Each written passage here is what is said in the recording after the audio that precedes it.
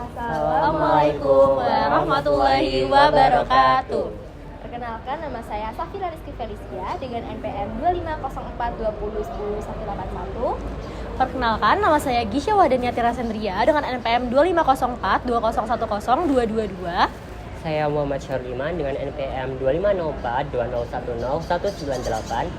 Saya Zidan Ilman Borok dengan NPM 250420100217. Jadi, pada kesempatan pada pagi hari ini, kita akan menjelaskan tentang manajemen bisnis pada mata perkuliahan pengantar ilmu administrasi bisnis. Aku lagi pusing banget nih, kayak aku kan lagi mau ngejalanin suatu perusahaan nih, aku kan mau bikin kafe, tapi aku tuh bingung gimana cara ngelolanya. Kalian ada saran nggak? Yang jelas kamu harus perhatiin sih manajemen bisnisnya. Kalau di manajemen bisnis kan ada kayak POAC gitu kan, itu kan kayak planning, organizing, executing, dan juga controlling. Nah, untuk awal buat bisnis kamu harus ada planning dulu. Jadi kayak kamu planningnya tuh kamu tempatnya mau di mana, targetmu siapa dan lain sebagainya gitu. Bener. Karena kalau misalnya kamu mau bangun bisnis tapi kamu nggak punya tujuan dan planning ya, pasti nggak bakal bisa berjalan bisnismu. Berarti menurut kalian aku harus bikin planningnya dulu buat sekarang? Iya. Setelah itu aku harus actuating, terus aku Organizing dulu, baru actuating, kamu habis itu langsung bentuk tim. controllingnya. Emang kamu udah ada rencana kayak kamu mau ngajak teman atau siapa gitu untuk Buat bangun sekarang bisnis? sih aku belum ada pikiran sih kalau ngajak temen. Mungkin kalian ada ide mau bareng? Boleh sih. Boleh sih. Nah, selain merhatiin hal itu, kamu juga perlu nih perhatiin yang namanya 6M, ada machine, money, man, dan method, market. Nah, 6M tersebut itu jadi satu. Gak mungkin dong kamu kan kalau misal menghasilkan suatu produk atau jasa tanpa adanya man atau mungkin mesin yang dibutuhkan. Bener juga sih, berarti aku juga harus perlu mesin-mesin yang harus dilakuin. Iya. Oh iya, itu perlu ya kalau buat ngebangun bisnis. Mesin itu biasanya diganti 1 tahun sekali maupun ada depresiasi yang harus kerusakan atau mungkin diperbaiki. Bener juga.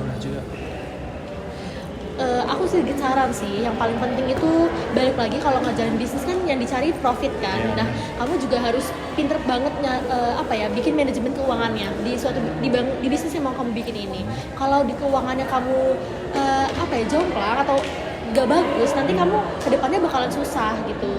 Sama yang terakhir, yang paling penting juga itu manajemen sumber daya manusianya. Kalau dari sumber manusia atau orang-orang yang kamu rekrut itu gak punya soft skill atau orang-orang itu bukan di bidangnya, pasti untuk menjalankan bisnismu itu pasti susah. Jadi kamu cari orang yang bisa kayak udah hafal dan terlatih di bidang itu gitu. Kayak misalnya kamu mau bikin kafe, berarti kamu cari barista dong, orang yang udah punya pengalaman barista gitu. Berarti aku harus merhatiin SDM sama manajemen keuangnya ya? Iya, Kalau misalnya aku itu nggak merhatiin sangat itu, penting sih. bisa itu bakal bikin kebangkrutan dari bisnis itu sendiri nggak sih? Iya.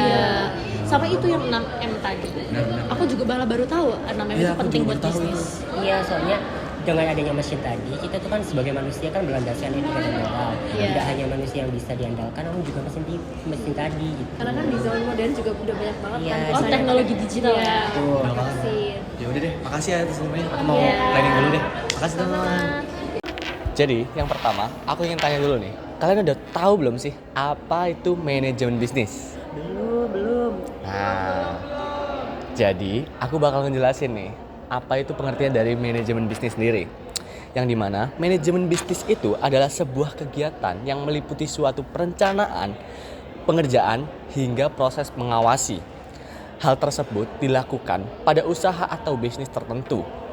Yang dimana itu tujuannya sendiri itu berkaitan dengan cara yang tepat untuk mencapai sebuah tujuan usaha yang dilakukan. Nah, untuk bahasa sederhananya, manajemen bisnis dapat diartikan sebagai usaha yang dilakukan untuk mencapai target.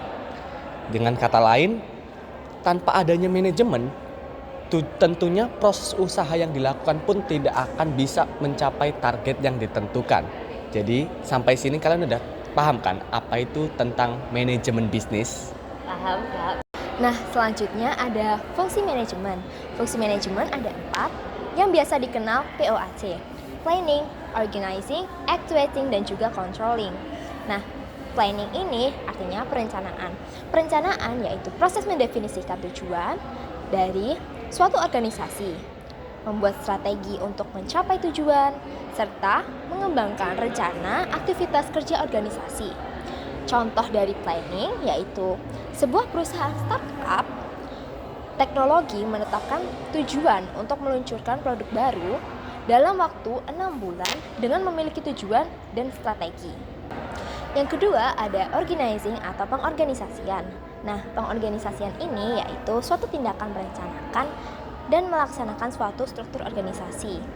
Contohnya, untuk mencapai tujuan peluncuran produk baru, manajer membentuk tim proyek khusus yang terdiri dari anggota dari berbagai divisi. Yang ketiga ada actuating atau pengarahan.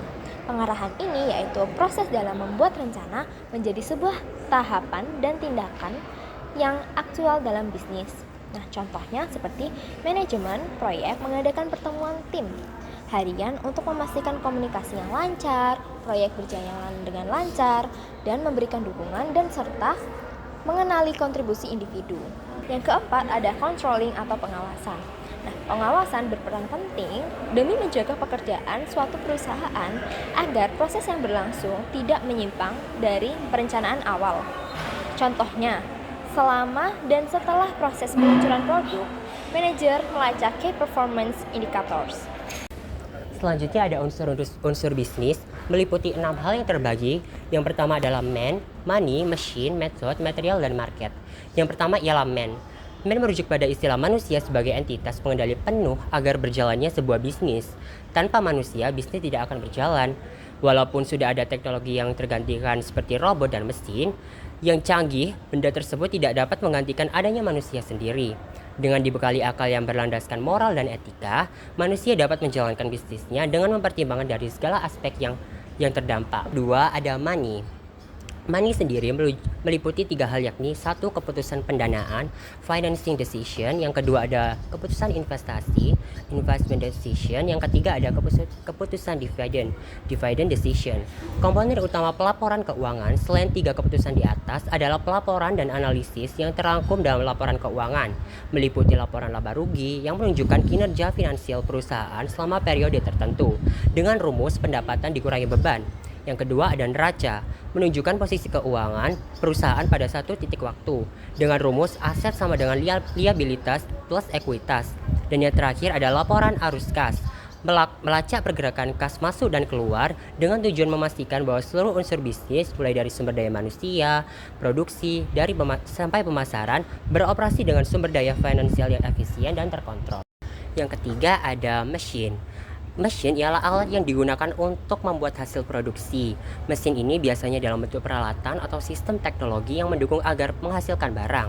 Manajemen mesin diperlukan untuk memiliki alat yang efektif untuk produksi. Dapat digunakan dalam waktu jangka yang lama, juga dalam hal jangka waktu perawatan juga harus rutin dilakukan.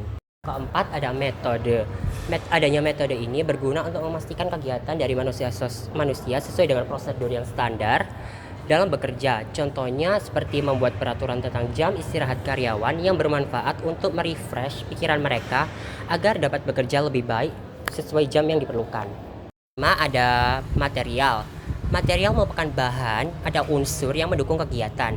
Pemilihan bahan atau material ini juga perlu dipikirkan dengan bijak agar tidak ada material yang tersisa atau tidak diperlukan.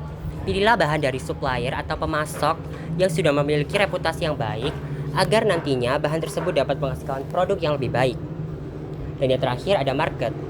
Market untuk bisa tepat sasaran ketika menjual produk, ketahuilah terlebih dahulu apa kelebihan dari produk kita, untuk siapa produk itu dibuat, dan yang terakhir ada market. Untuk bisa dapat tepat sasaran ketika menjual produk kita, ketahuilah terlebih dahulu apa kelebihan dari produk kita, untuk siapa produk tersebut dibuat, dan produk tersebut dapat menjawab kebutuhan mereka yang membutuhkan. Komponen bisnis. Nah, di komponen bisnis ini ada manajemen keuangan yang mencakupi aspek vital yang mengatur aliran keuangan organisasi. Manajemen keuangan mencakup perencanaan anggaran. Nah, perencanaan anggaran ini dilakukan oleh suatu perusahaan atau bisnis dalam merencanakan anggaran yang akan digunakan dalam berjalannya suatu bisnis. Nah, yang kedua ada pengelolaan arus kas. Uang yang masuk ke dalam suatu perusahaan itu akan masuk ke dalam rancangan anggaran. Setelah rancangan anggaran dibuat, itu biasanya kita itu melakukan pengelolaan arus kas, seperti uang itu akan dialirkan kemana, digunakan untuk apa. Terus yang ketiga ada analisis investasi, bagaimana uang itu akan diinvestasikan oleh suatu bisnis atau suatu perusahaan dalam membeli suatu barang ataupun suatu investasi dari perusahaan lain. Nah yang terakhir ada pengelolaan resiko. Nah keuangan dalam suatu bisnis dan perusahaan ini kan sangat krusial ya, maksudnya kayak sangat sensitif, terlebih karena uang ini sangat berpengaruh besar pada suatu bisnis. Jadi pengelolaan resiko ini dilakukan seminimalisir mungkin untuk mengurangi kerugian dari suatu perusahaan ataupun suatu bisnis. Yang kedua ada manajemen operasional. Nah, di manajemen operasional ini, suatu bisnis atau perusahaan berfokus pada proses produksi dan operasional harian organisasi. Ini termasuk manajemen rantai pasokan, kontrol kualitas, dan optimasi proses. Yang ketiga ada manajemen pemasaran dan penjualan komponen. Ini berkaitan dengan strategi untuk memasarkan dan menjual produk suatu bisnis atau layanan. Ini mencakup penelitian pasar, pengembangan produk, promosi, dan distribusi. Nah, biasanya pemasaran dan penjualan komponen ini dilakukan sebaik mungkin karena kan ini berpengaruh pada pendapatan suatu bisnis. Jadi kalau pemasarannya itu kurang oke, maka pendapatan bisnis pun tidak akan bagus dan tidak akan sebaik dan juga tidak sesuai oleh target dari bisnis kita sendiri. Nah, ada juga manajemen strategis ini melibatkan perbuatan dan pelaksanaan rencana kebijakan jangka panjang organisasi. Manajemen strategis juga memastikan bahwa organisasi bergerak sesuai dengan visi dan misinya serta mampu beradaptasi dengan perubahan lingkungan bisnis. Nah, teknologi informasi di era digital ini juga sangat penting, bahkan menjadi kunci dari berjalannya suatu bisnis. Nah, yang terakhir ada manajemen sumber daya manusianya. Karena bisnis ini dijalankan oleh manusianya, jadi manajemen sumber daya manusianya juga harus bagus. Karena kalau manajemen sumber dayanya bagus, untuk menjalani manajemen keuangannya, manajemen pemasarannya, itu pasti akan sesuai dengan targetnya dan sesuai dengan visi misi tujuan akhir dari suatu bisnis yang dibangun ini. Nah, ini juga meliputi perekrutan, pelatihan anggotanya, seperti soft skill para anggota karyawan di suatu bisnis tersebut. Yang terakhir yaitu adalah kesimpulan.